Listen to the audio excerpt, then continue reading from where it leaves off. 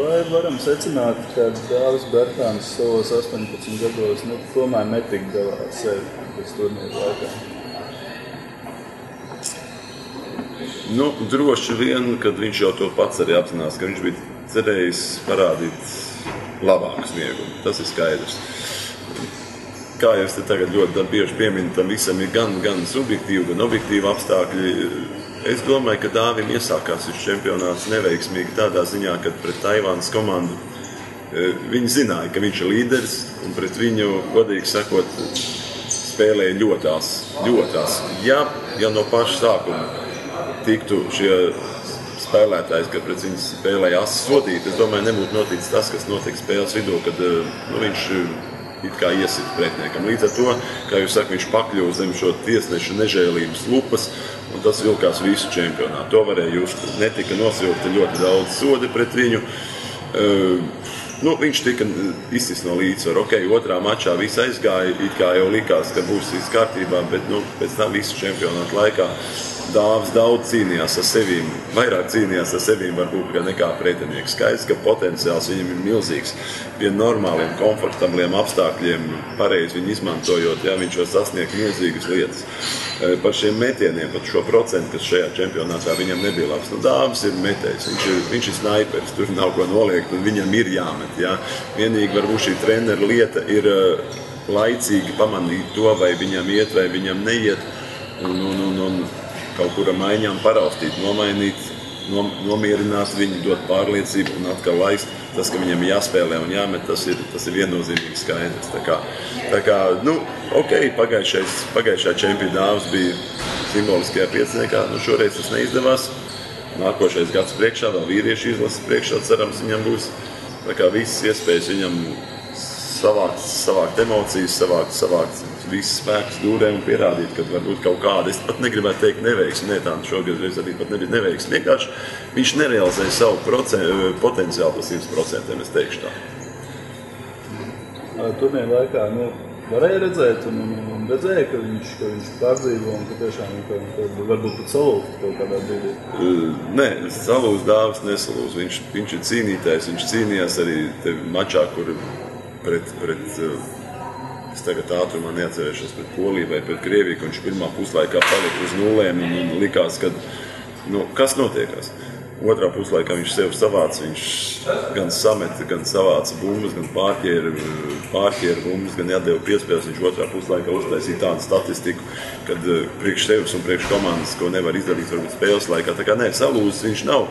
Tas, ka viņš pārdzīvoja, protams, kurš cilvēks nepārdzīvos tādas spēles, ka šī tik fatāli vienkārši nekrīt. Bet es vēlreiz saku, Dāvis ir stiprs cilvēks un ar ļoti normālu realitātes sajūtu. Es domāju, ka nākošie turnīri viņam būs daudz veiksmīgāk.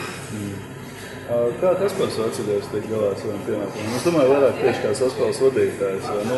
Izskanējuši arī viedokļi, domāju, bija tās individuālās darbības, kas būtu daudz par daudz. Jā, teiksim tā, Kaspars ir viens no tiem spēlētājiem, un to nevarēja nepamanīt, kas šā gada laikā ir visvairāk progresējis.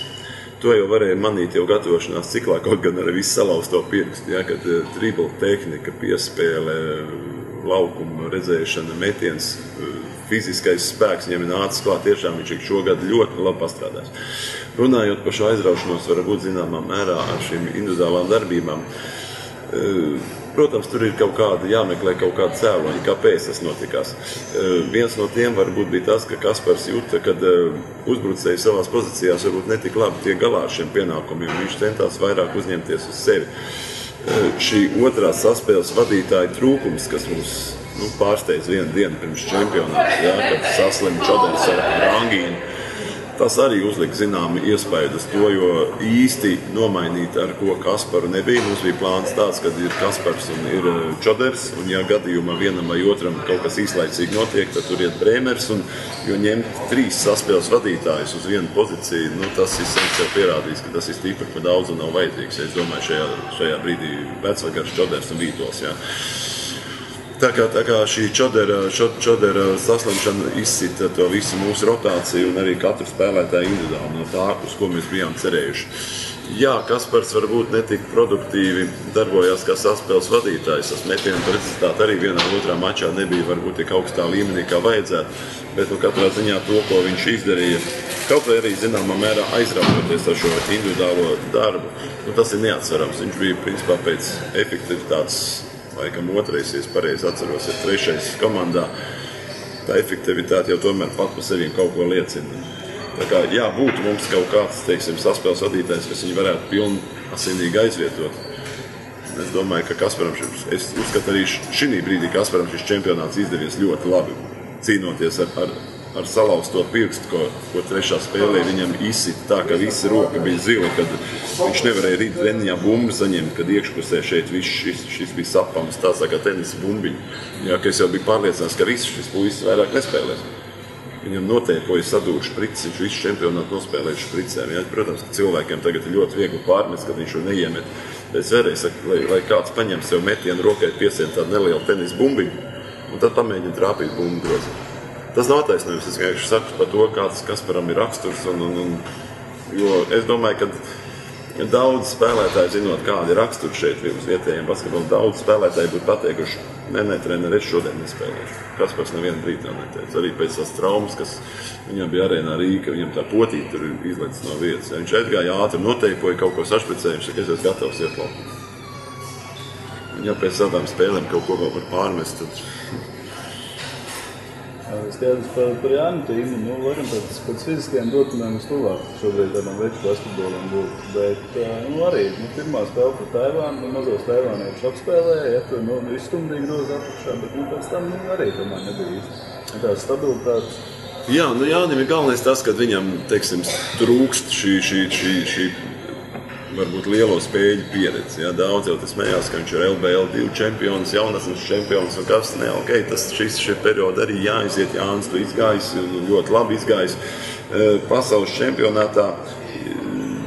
Jā, Jānim ir jāpiestrādā pie ļoti daudzām lietām, jā, pie metiena, kas tiek izpildīts daudz ātrāk. Viņam metienis ir labs, varbūt nedaudz pa lēnu, pie dribla, pie vēl dažādām lietām, jā, un es domāju, ka sākot ar nākošo gadu, kad viņš noteikti būs kādā ārzemju klubā pie labiem individuāliem treneriem, kas ar viņu strādās. Es domāju, ka potenciāls Jānim ir milzīgs.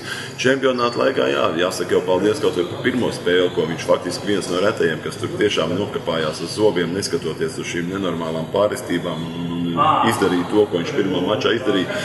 Arī pārējos mačos viņš nebija slikts, vismaz kādos 2-3, bet varbūt kaut kur šis fiziskais trūkums kaut kur, fiziskās kondīcijas varbūt trūkums bija tas, kas tomēr vairāk vai mazāk dažos brīžos lika aizrauties ar šiem 3-punktu metieniem, it kā izvēlēties vieglāko ceļu uz groza un neiekrīt jau. Kaut gan, es saku, pa Jānu var teikt, ka viņš bija viens no tiem, kas tiešām pārķēra, agresīvi darbojās aizsardzībā, pārķēra daudz bumbas. Es domāju, ka viņam šis čempionāts nebija slikts, bet arī, kā jau visiem pārējiem, varēja būt labāks. Un katrā ziņā tagad notiek pārunas un tuvākā laikā jau mēs zināsim par Jāņu nākotni, kur viņš spēlēs, kā viņš spēlēs. Un viņam iekšā ir ļoti daudz. Viņš ir latgaļu puika un viņš jau sev parādīs.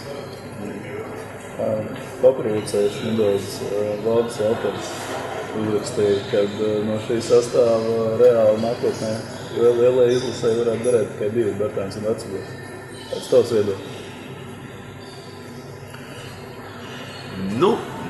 Neiešu ar Valdi strīdēties. Valdis mums ir ļoti labs treneris, ļoti labs žurnālists un vispār ļoti labs psihologs. Viņš visu zina un ar viņu strīdēties ir tāpat kā sievieti. Jo sievietes strīdēties tīpaši tad, kad viņai nav taisnība, ir neiespējami. Es domāju, ka vajag vēl pielikt tomēr klāt Jānu Timu šim duetam. Jānu Timu. Jā, pa lielam faktiski. Pa lielam jau droši vien arī skatoties gan pēc parametriem, gan pēc talanta, gan pēc daudzām citām lietām, var jau būt, kad arī tur īpaši neviens tik šausmīgi talantīgs, lai darētu izlasēji, lielajai izlasēji. Bet es arī saku, viss ir atkarīgs no darba un es domāju, Ojārs Siliņš varētu mierīgi ja viņš turpinās šādā veidā attīstīties, varētu ar laiku tiešām būt noderīgs izlasēji. Edmunds Dukulis, ļoti labs puisis ar ļoti labām cīnītāju īpašībām, bet tā nelaime viņam ir visiem jau zināms, ja, ka šajā pozīcijā, kur viņš spēlē, šie auguma parametri. Ja, tā kā, viņš šobrīd izdarījis vienkārši neticams lietas ar savu augumu tajā pozīcijā, kur viņš spēlē. Kā būs tālāk? Grūti pateikt. Es domāju, ka noteikti mēs nevaram norakstīt Brits, kas šoreiz vēl netika 12. Ja, bet es viņu tomēr pieskaitu pie šīs vai pie viņš 20. spēlē. Es domāju, viņam ir ļoti labas perspektīvas attīstīties savā pozīcijā. Vienīgi viņš ir tas vēlais bērns, ja, kas vēl pāris gadus atpakaļ, ko neviens it kā neievēroja pēc punktiem, pēc rezultātiem. Ja, viņš tagad ļoti strauji progresē un viņš varētu būt viens no perspektīvākajiem šī vecuma bērniem. Ja, vienīgi šobrīd tas viņa aizkavēšanās bērnībā ir tāda, bet to, ka viņam ir ļoti labs metiens un viņš ir viegls un atspērīgs un arī redz laukumu. Tā kā, nav jau mums no katra vecuma masveidīgs pieplūdums izlasēs. Ja? Tāpat Valdim, kur viņš bija savācis savā laikā 81. gadus, tie jau ne tikai viņa audzēkņi, ja? Tur, kas pienāca gan no Jelgavas, gan no citām, no Rūjienas un viss, kā viņš tā pabāž to visu zem savus latiņus, ka viņš ir izaudzinājis. Ja? Viņi jau bija viens otrs jau gatavs produkts, kas atnāca, ja? Un arī ne jau tik šausmīgi daudz no tās plejādas tāds spēlēt izlasē. Tā kā, ja no katra gada viens vai divi ir tādi stabili izlases spēlētāji, tad jau tas būtu labi.